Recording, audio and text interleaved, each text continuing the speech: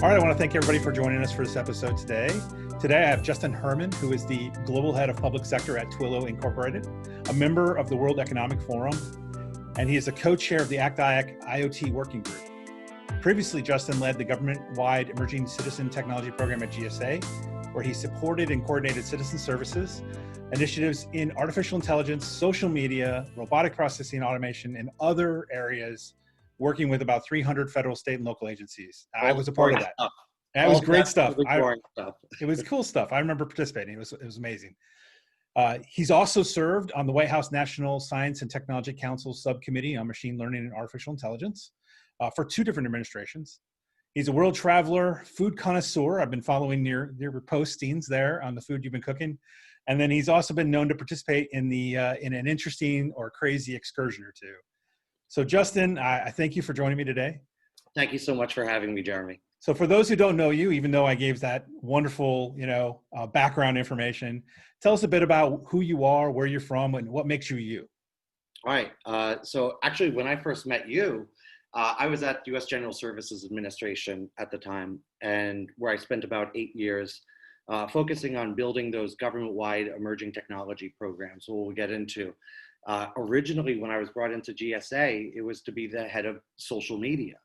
And basically by that means and this is when it was nascent and new in government, to go in, find where the pockets of excellence were, find where the great pain points were, and build that collaborative community that can then work together very rapidly to address immediate challenges and build strongly for the future. But in a strange way, whether I want to or not, I've always been doing that kind of work. When I was, so I grew up in New Hampshire. In fact, if you've ever seen the movie What About Bob with Bill Murray, that takes place in Lake Winnipesaukee. I grew up on Lake Winnipesaukee. I had a graduating class of 23 kids, and that was for like multiple towns right there. So it gives you an idea of just how small town I was. And around, junior high is when the internet came to our school. And for me, it was so exciting. I loved to, read and, fiddle around and try to do minor programming with my computer. But once the internet came, and it opened that door to new ideas and connectivity. And so I designed my high schools for a project. I designed our first website for the high school district, or actually, because it's kindergarten through 12th grade in the same building. So it was actually all school. That's small town. That's a real small town. But because nobody, I think we were the only ones in town with the internet at the time. So I got to leave Easter eggs in. I had just left the high school band. And so on the band page, I put the George Bernard Shaw quote, "Hell is full of musical amateurs." And it didn't have to be an Easter egg because people didn't have the internet in my town. So I got away with a lot, but it really kind of stoked that passion on what's possible when you start merging communications and technology. So when I went to school at university, a lot of what I focused in is whether I was working in publications, editor of the school magazines and newspaper. And this was back when there was the first online newspapers in that sense. So in a way, I kind of grew up with that technology side by side with it. And also it kind of had the effect of, it's been a long time since I've had a job, even since college, that existed before I took it, because it was always on that growth of where is the intersection of technology and communications. So when I became an Air Force officer, I originally wanted to go into Intel or something. Nope, they were like, you're going to be a public affairs officer, because They had seen just what I was doing with communications and technology so much. And so again, did electronic publications in the Air Force, and I got out, and, like a lot of veterans, it's very difficult sometimes to find that next step when you first get out. And especially because we, first batch of post 9/11 era veterans home. So I had a lot of difficulty at home and finding that next transition. And somebody in Boston took mercy on me and was like, you need to go to Washington, D.C., because that's where your background isn't going to be an oddity. And I left for Washington, D.C., and I remember I had $350 left to my name and no job and no place to live waiting for me. I was just, Wow. I had to make it. And I've been here ever since. Fell in love with, I've always had the love of public sector, of public service, and not just having a mission, but to be able to support others that are passionately dedicated to using whatever they've got, whatever tools, resources, and some of the obviously best people that are out there in the workforce, and help them to get that done. And of course, I just love the city itself in general. So I've been here ever since, and that's when eventually I was recruited into GSA. And as they say, the rest is history. Because then part of it, again, is it's never, a lot of times it's not the technology that's the limiting factor. It's how we're sharing information. It's data sharing. It's it's all the connectivity. And if not, could almost be said the culture of the technology in organizations is often the limiting factor. And so that's why the work never gets old. It never gets stale. It's always vital. And it's a forever changing. And so even when you're doing the same role for a while, every day you don't know what's coming next because you're evolving with it and everything's so new. And that's what led me eventually to Twilio.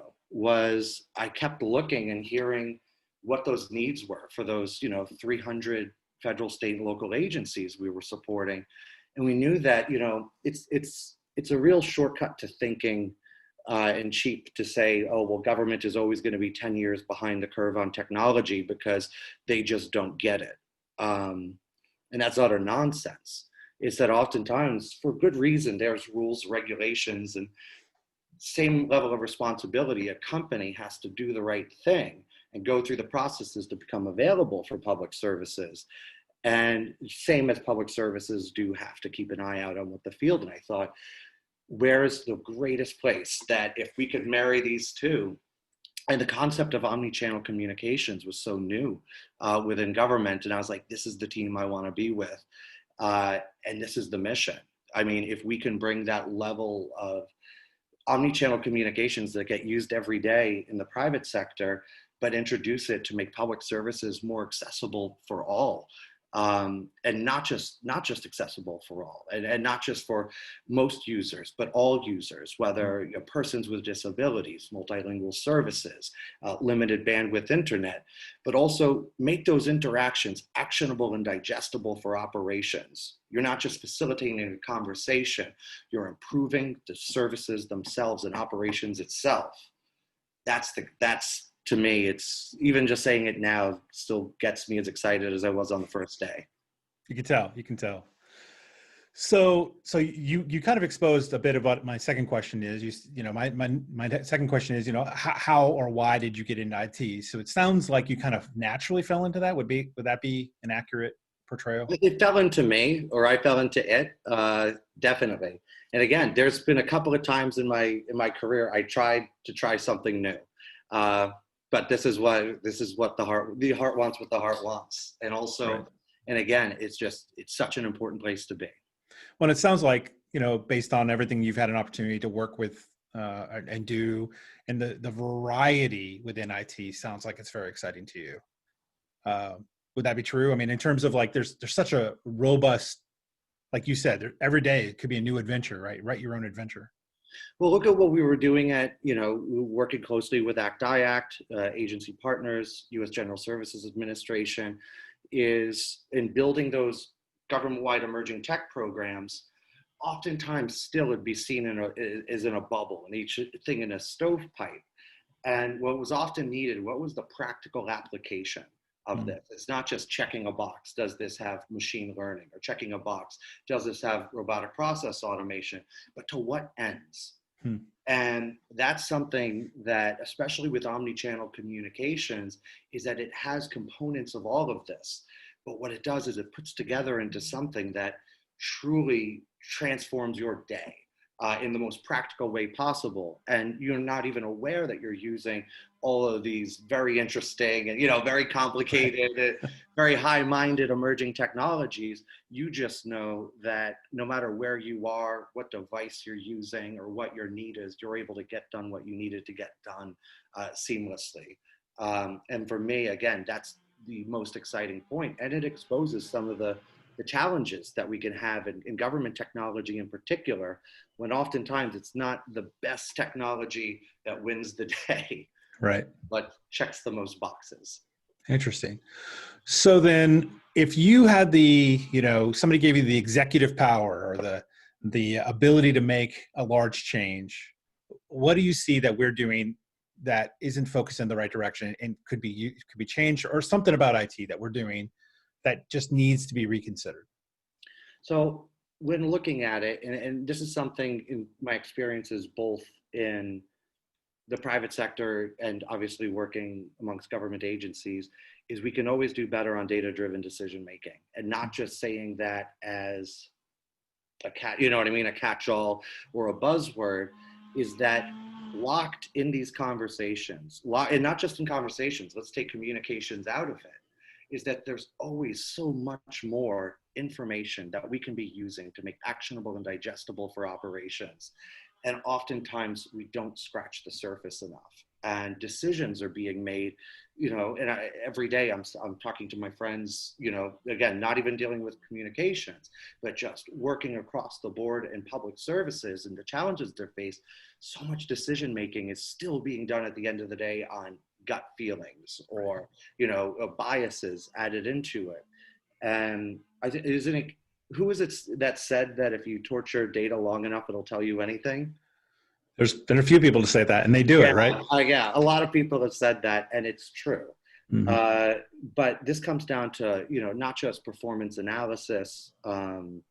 Across the board, we could be doing much better ways. And I remember when I was at GSA, this often came up, and people would say, well, if you try to put performance metrics into this, it'll squash innovation. That's such a cop-out. I agree.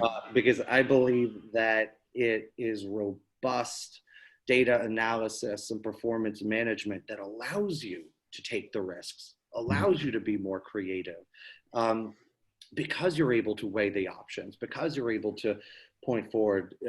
Innovation doesn't mean just doing things and throwing spaghetti on the wall and seeing what fails or not, because you might be able to do that, in a small hackathon, but public services are a trust.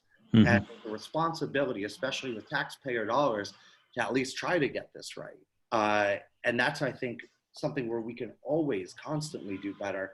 And there was a time when they kept saying, like, data scientists are the sexiest new job in government. We can do better than that, though. That's trivializing it in such a way where it becomes a literacy issue. And I mean, if we talk about where things are going, and I know I just led into probably a question you were going to ask, is where we're going with this is that these technologies, these solutions won't just be in the stovepipe of an organization only of specialists. It's a literacy issue here that needs to continue to grow.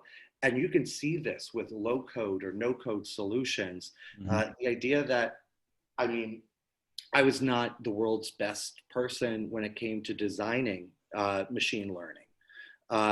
But what we said back in government at the time was, in order to own a car, you don't have to be able to build it from scratch, but everybody should know you can tell if it's functioning or not. You're able to do basic upkeep, and you're also able to know responsibly when something isn't performing the way it needs to perform, to take it to the shop for someone who does know.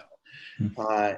And so that's what I want to see more of. And I know it's going there, which is, we used to say the democratization of the technology, but on a basic level, it's raising the literacy, not creating haves and have-nots. And I'm also particularly sensitive, I think, about creating cool kids clubs in government, where we're presenting outwardly and inwardly that there are only some people that hold the fire. And that doesn't benefit, I think, much on that front. So the more that we can raise literacy, the more that we can be inclusive, create opportunities for more voices, more ideas, and more active participation in the solutions, I think ultimately the better it's going to be. Do you think that's because of a lack of investment in the underlying places where we're storing data? I'm in government. This is my fourth federal agency, and I'll be quick to say we really suck at stovepiping things, right? We create these monolithic program specific applications or data sets, and then we don't know what to do with them, right? Well, also one of the challenges is that the amount of what you have, your data, is your power source. Right. So we would see this oftentimes, like in organizations that needed to implement cross-functional, like multi-stakeholder platforms and programs that would fall to pieces. And people would say, well, the technology must have been, we'll have to do another RFP to get another platform. And it's like, no, it's not the technology that's the issue. It's that you don't trust each other. And if you're deriving your power from people needing to access you rather than making this more flat and transparent, there is no technology that's going to help with that solution. And so that's why, like, again, raising the literacy, making more opportunities to participate. I was always a big fan of the shared services model. And that's a massive opportunity in government where rather than recreating a unique thing, I just said recreate a unique thing. It's what should be replicable, the commercial off-the-shelf product. Right. And instead, they're designing and they're not interoperable. It's this entire thing. So the more we can have the shared services model as well, I think that's going to just instantly benefit. I would agree. So then, well, you answered my last question, which is where you see the future and what we need to do to get to the future, which I think is phenomenal. And I agree. I would agree with you, of course. So then any other thoughts that you might want to share with us? I mean, Justin, you've been around, all right? You've been around the block, highly respected in this space. Is there something else we should focus on as well that would help maybe push that along? I mean, is it policy we need to put in place, or is it breaking? I mean, how do we break down barriers to make it so that agencies aren't just appointing a chief data officer and calling it a day? So speaking in general terms on this, without calling anything out, I'm about to share an anecdote that is going to come as absolutely no surprise to anybody that has worked in government, which there's an organization that can put out policy memos that have teeth to them, can encourage agencies in order to compel agencies to look at, invest in, and report in things. And so when we had emerging technologies rolling around, or this iteration of the unending cycle of them in history, we needed fast and rapid guidance out to agencies.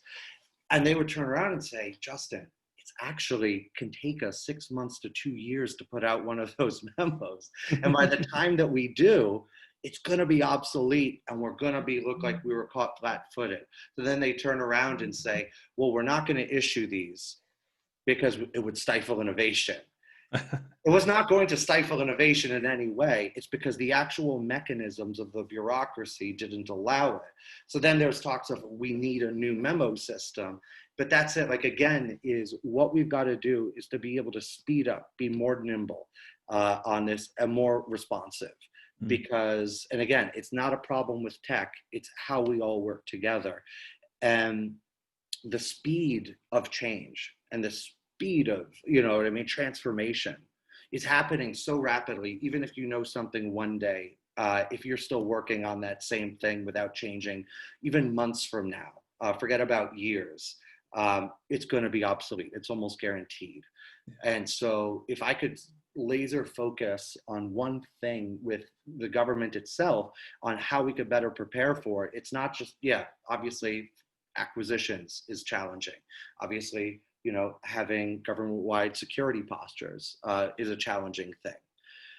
But tightening, the thing that crosses over all of this is the responsiveness and flexiveness enough for us, whether it's the smallest guidance memo to the largest update, to be able to iteratively put this out, not have to wait for the perfect thing that takes 2 years, but just be able to say that the sky is blue and water is wet without it having this monolithic, like 2001: A Space Odyssey, the giant stone probe.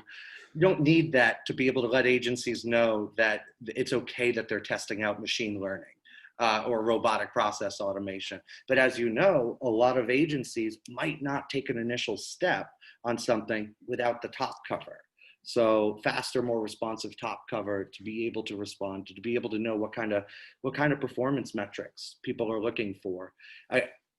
We ran into that a lot, which was people afraid of if they were working on something publicly that either Congress would look and think it's wasteful and wipe it off the map, or the White House or OMB. So I would go and, whether it's automation or AI or anything that we were working on, people would almost secretly be working on it.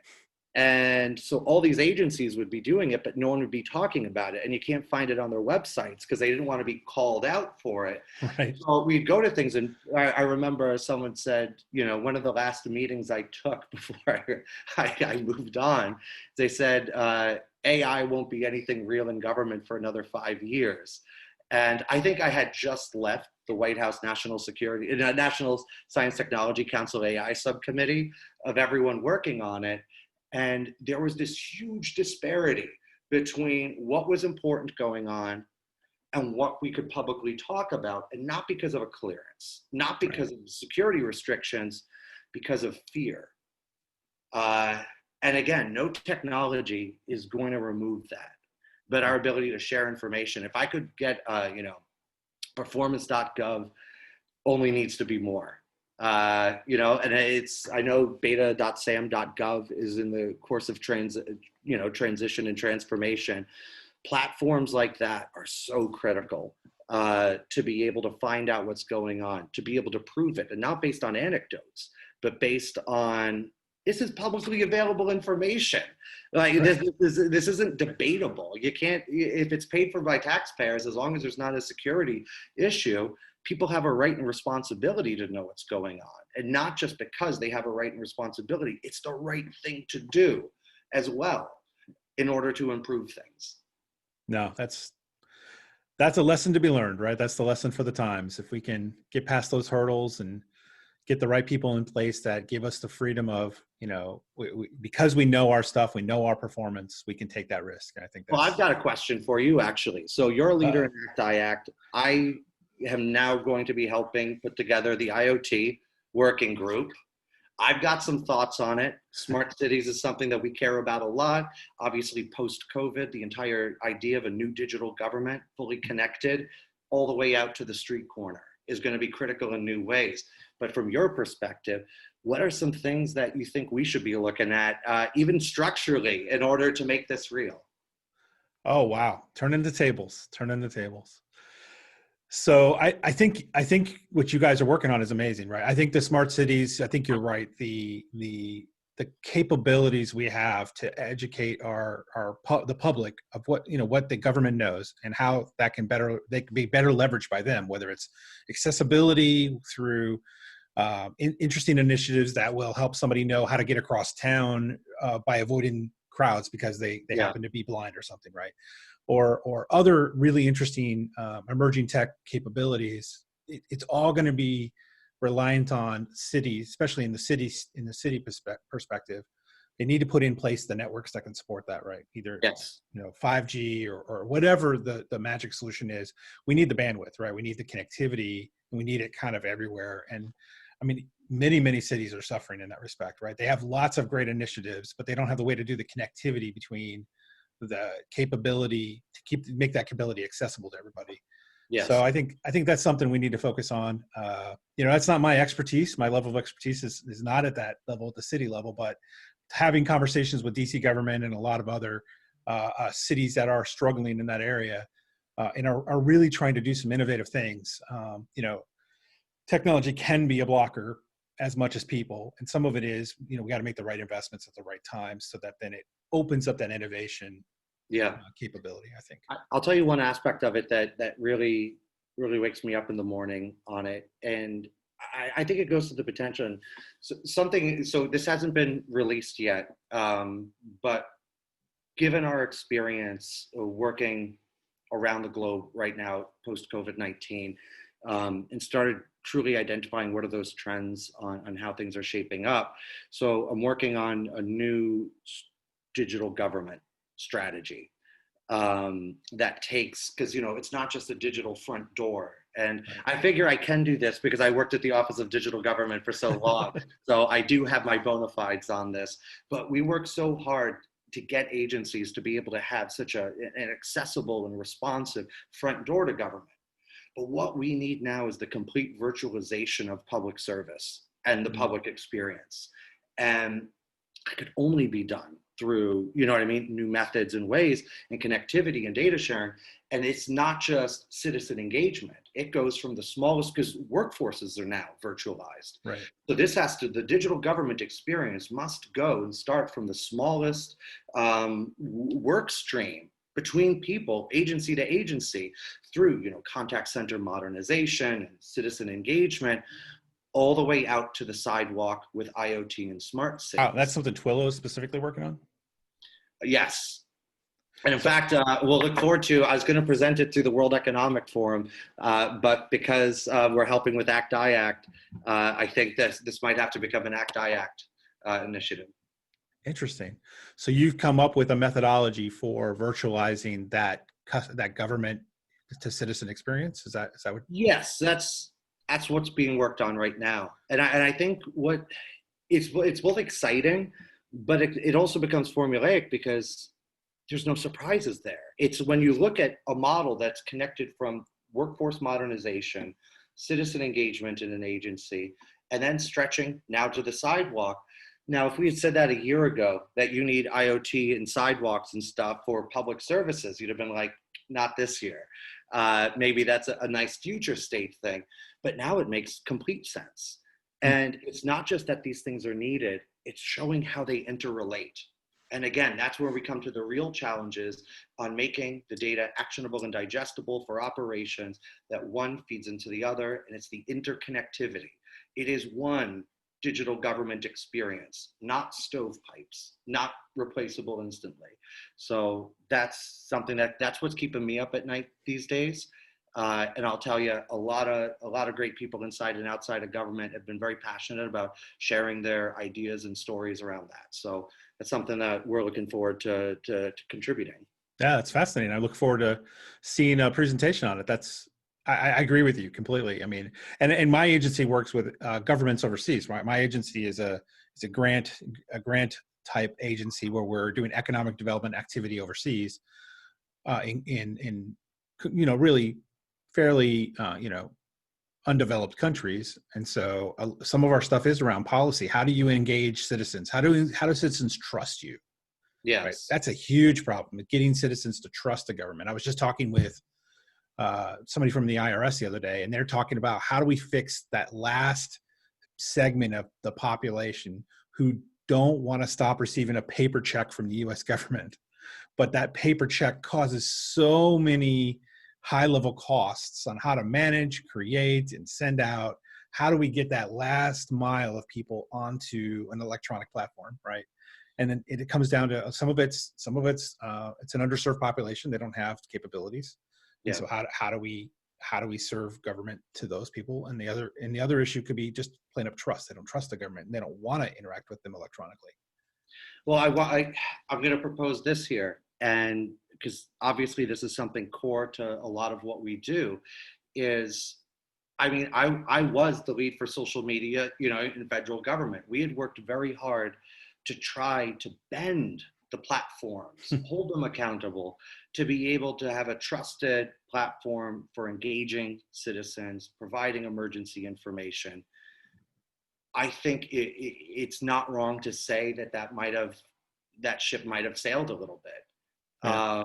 As things grew and the market changed. This is why, in fact, when I first heard about Twilio in the modern times, because of course you always knew about them, but our CEO was giving an interview where he talked about the direct experience. Now, where someone should be able to elect and say, I want an SMS, I want an email, it's not just an agency having more options for sending out. It's that the person can self-select what they want and how they want it. And also, increasingly, you can get this verified. In the same way that you have the blue check mark on Twitter, you're now able to get logos from a phone call that could say Veterans Affairs, Social Security. You know how many times I still get robocalls from the Social Security Administration? Right. And it's like, listen, I've got gray hairs in my beard, but I'm not there yet. And they still come. The idea that we have to go through middlemen upon middlemen and at each stage, government information, critical information to people's well-being and standard of living, has to go through multiple stages of middleware that are also incentivized through advertisements to spread misinformation side by side with each other. Or citizen can elect to receive directly how they want, how they trust it, with increased security on it. That's what things are bringing. That's what we need to be on it. And I know it's a little provocative for the former head of public sector, not public sector, of social media, to say that it got away a bit. But I think in that vision that we had of improved customer service and bringing in that level of customer service to the citizen experience, we have to grow. And when I say we, I mean the whole public sector, whether inside or outside of government. We have to know that those platforms have changed. We have changed, and there are better ways out there. The direct citizen experience is really, really what's at the table right now. And I think really will do wonders for mitigating and minimizing so much of the conflict of information sharing. You shouldn't have to share government information during a national emergency, let's say, and have it compete side by side with something that's completely and utterly fabricated, yet is given the same weight on a person's homepage. Mm-hmm. That's irresponsible. No, I agree. Well, Justin, I want to thank you for taking the time today to talk through these really interesting, really good problems, right? Things where government and industry can work together to solve true problems for our citizens. And I thank you for that. I thank you for bringing that thought leadership, and I look forward to hearing more as you continue down that path. Well, we're always working on it, Jeremy. And again, thank you so much. And to actually everyone out there, because I know we have a lot of friends and colleagues and a lot of new people at the table. Keep heart. Everyone out here is cheering you on and the work that you're doing every day for people everywhere. We might not get to see each other as often as we might want to, but we're all pulling for you out here. So thank you. All right.